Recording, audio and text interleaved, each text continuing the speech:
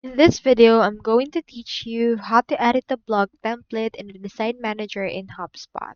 To do that, you first need to head over to your Design Manager by going to the Marketing and looking for the files and templates.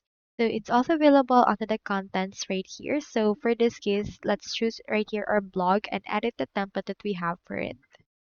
Once you're in there, the next thing you need to do is to find your template. So you can either start from scratch or you can actually browse folders for it. So for this, you just need to open your actual details for that. From this case, click onto this plus icon and then you can proceed to just insert modules that you want to add for your template. So for this case, just add it right there and then proceed to edit your template however you want. So that's all there is today. And if you haven't signed up for HubSpot yet, make sure to use your affiliate links given in the video description.